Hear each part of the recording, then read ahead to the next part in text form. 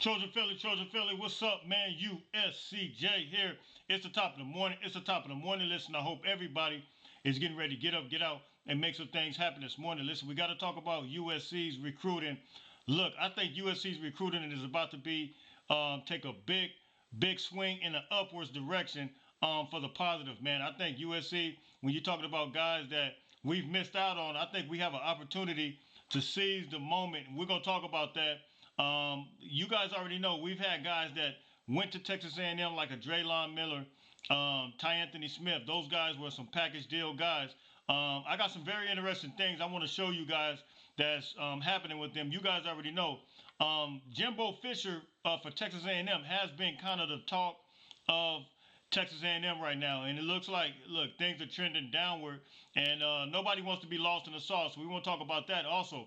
Jericho Johnson, big time defensive tackle out of Northern California, man. Look, he got USC set up his visit, scheduled his visit. We want to deal with that as well. Also, Lincoln Riley made some very telling comments. I want to talk about that real quick. I want to play some of them. A lot of you guys already know. After Saturday's game against Notre Dame, I had an instant reaction video, and I was kind of lost in the sauce and just wanted to vent. Everybody's been venting for like the past couple of days, but at the end of the day, I know where everything lies. I know that Lincoln Riley really, I think he's looking for the best interest of his program. Now, here's the tricky part. Shout out to my man Kashin.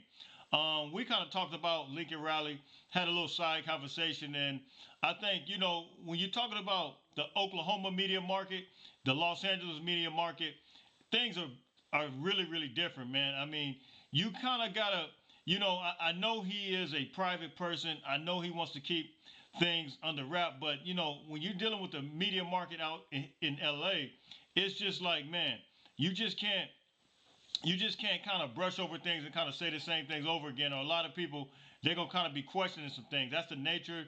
We kind of like more upfront as it relates to our stuff, opposed to in Oklahoma, they're kind of reserved. And I think it's a little bit of a difference, man. It won't take them a long time to kind of really start getting kind of crazy and like what's really going on. But here's the deal: Lincoln Riley made some incredible points, some incredible comments in his press conference, and I agree with some of them, and it's kind of some of them that I've always kind of tried to maintain. As fans, look, USC, you guys got to remember we were 4-8. Lincoln Riley really kind of outdid himself by going 11-3 last year. I mean, he kind of set the standard. You look where Coach Prime is right now. Even though I made a video and I talked about Coach Prime being, Lincoln Riley setting the blueprint and Coach Prime coming to do it. Yes, Coach Prime did a good job. Went out there, beat TCU. They had another nice win against Nebraska. They were moving and grooving, but they kind of took they kind of leveled off, had a loss, and as a result, they not on the same level as USC. Lincoln Riley really kind of exceeded all expectations, because I want you guys to remember something, that Lincoln Riley, a lot of people said that the amount of games that he was going to win was 7 to 8 wins. If you guys remember that. So a lot of us as fans, you guys got to remember that, look, this is the second year. I mean, the expectations that you guys are putting on the coaching staff, yes, it's USC, absolutely, and you want to see a certain type of product on the field. But look, man, it may take some time to continue to build this thing the way he wants it. And I totally don't, I was seeing a lot of fans from Oklahoma say, see, we told you. Well, what they didn't tell us right, what they had wrong was that Oklahoma had never experienced an offensive downward spiral like we seen on Saturday. They always made reference to Alex Grinch, and coincidentally, the defense stepped up. It was straight up go time with them, man, and I'm very proud of those guys. Lincoln Riley kind of talked about them. We heard Alex Grinch talk about them, but it was the offense that really kind of stalled out. And one being, and this is kind of something I alluded to, last Saturday, after the game, making my instant analysis video, I feel like the past 3 weeks that the offense stalled simply because we're kind of basic, blend, it's not really moving and grooving from a creative standpoint. And I think Lincoln Riley needs to open up the playbook a little more as it relates to running the ball, screenplays. Option more read option zone running, all that type of stuff. I think that you can utilize Caleb that way in a much better way. And so I think that's some areas that we can improve on. I don't think Oklahoma fans ever had to really deal with that because I've never seen, you guys hit me in the comment section, I've never seen Oklahoma struggle on offense like the way we struggled last week. And so 3 weeks in a row, as we stated, Arizona State, Arizona, and then Notre Dame. I mean, all of those teams really kind of had the blueprint, took the blueprint from each other. Well, starting from Arizona State and really kind of seeing how USC was from an offensive perspective. But I think we can open up some things, man. But I think Lincoln Riley is building a big time program here, something special. And I think the recruiting is going to head upwards, man. And we're going to talk about that real quick because right now, uh, Jericho Johnson making his visit, and I believe it's the Washington game, November 4th. And I want to take a look at his information real quick. I think USC has an opportunity, and I think they have an opportunity with some of these other guys real quick. So let's take a look real quick at this information. Let's go. Here is Jericho Johnson, man, standing at 6'3", 320 pounds. USC has a real opportunity here, and yesterday he just put out his schedule. 2 visits, October 28th and November 4th. October 28th, he's going to Utah. And look, USC can make a big impression by beating Utah this weekend. And I think it'll really be go time, man. Just really show some of what they showed from the defense. The defensive line has been lights out, man. I hope a guy like Bear Alexander can absolutely just show up and show out. Keon Barnes, all those guys, really see how they want to utilize these guys, man. But USC's defense stepped up, and I think they got an opportunity to really seize the moment with this guy. And then, he's coming November 4th. November 4th, I believe that's the Washington game. So if we can make an impact while he's there, the crazy environment, look, USC can absolutely secure a commitment from a guy like Jericho, man. He can be lost in the USC love sauce because they're going to show him the love. Lost in the USC love sauce as well as have a great performance on the field, man. So I think it's go time. It's on and popping. He stands at 6'3", 320. Like I said, from Fairfield, Northern California. He is a consistent 4-star prospect. He has a 93.05 rating.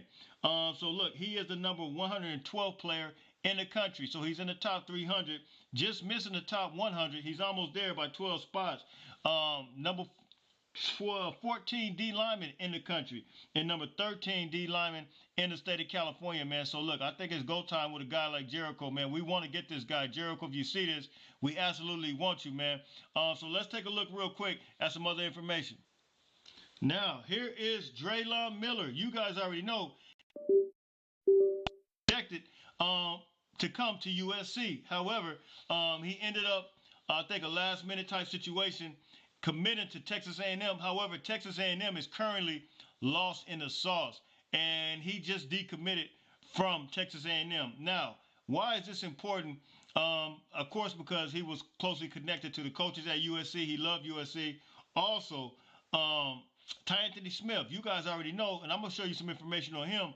The linebacker that was closely connected with him. Those guys are like best friends. They say they wanted to go wherever each other go, wanted to play together in college. So it was almost like a package deal. They both were projected to go to USC. Then all of a sudden they both flipped to Texas A&M. Well, lo and behold, look, it's never over. As we stated back then, it's never over until it's over. And reports came out after he decommitted. I seen an article here. This is straight from the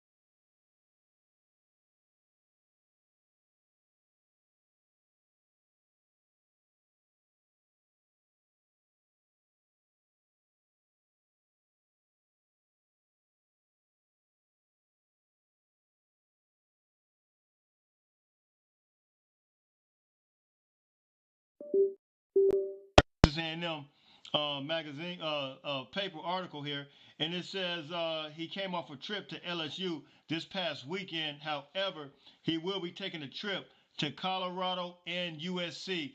He wants to go back and get acquainted. So I think, look, man, it's straight up go time with a guy like Draylon Miller, and we want to take a look at his partner real quick, Ty Anthony Smith.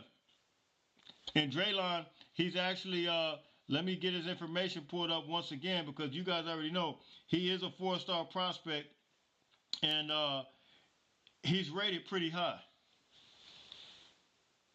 Standing at 6 feet, 190 pounds, Draylon is a four-star prospect. He's ranked number 65 in the country. So he's in the top 100.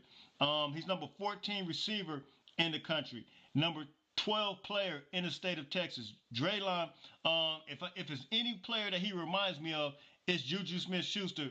Physicality, his body type, his body build, is just like Juju Smith-Schuster. So look, man, I think USC absolutely needs to try to lock him down as well, man. I mean, we got receivers, but we probably gonna have a bunch of them leaving out as well, man. I think guys like Taj Washington, Brandon Rice, these guys are getting up there in the class. I think some of those guys are gonna be getting out of there. So you guys hit me in the comments. What are your thoughts on Draylon? Also, this is best friend right here, Ty Anthony Smith. This is the guy that was a package deal with Draylon Miller coming to USC before those guys flip. And Ty Anthony Smith is standing at 6'1", 210 pounds, but he is a freak of an athlete as well. Very elusive on his feet. And can you imagine having two future young linebackers like him and Tackett Curtis next to each other? Look, it's going to be straight up go time, man. So right, so that is the information, man. Look, it's time to get locked and loaded. It's time to get back focused. USC is getting their mojo back, man. One loss. Listen, the one loss is a non-conference loss. USC still has the opportunity. This is a must-win game this weekend, and I think that's going to charge everybody up. That's going to charge the fans up. It's going to charge USC players up, and it's going to charge the coaching staff up. Listen, right decisions have to be made all across the board. The coaching staff recognizes that, and one of the things I did notice in Lincoln Riley's conversation, his interview, that he said, yeah, we're very aware of where we need to be. We got to do better. The players got to do better. The play caller has to do better, be better, and everybody's aware of that, man. So look, man, you guys hit me in the comments. Let me know what you guys think. How do you guys feel about this weekend? I don't think it's going to be a letdown, man. I think we could play the same way as we've been playing in bits and pieces. I believe it can come together, man. And that's the strangest thing about this season is 1 week, the defense playing great. Another week, the offense is playing it great. Let's put it all together. Let's put it all together like we know. This team has so much potential right now. And listen, I heard some other stuff, man, on the podcast about USC, their players. And this, man, look, get out of here. Nobody was making these crazy comments at the early of the season. Everybody was picking. Phil still picked USC. Listen, the potential is there. Everybody recognizes the potential. The potential is going to get activated. We're expecting potential to be activated, and it's going to be straight up go time. Caleb is going to get back on the wheel, man, and do what he does best, and be Caleb, man. And the offensive line as well, man. We need to make sure we scheme for the offensive line that we have, man. That way we can utilize these players, utilize Caleb the correct way. So look, you guys hit me in the comment section. That's all I got for you. I will be coming to do a preview sometime this week, man. So look, until later on, everybody stay blessed. I'm out of here. Fight on, fight on, fight on.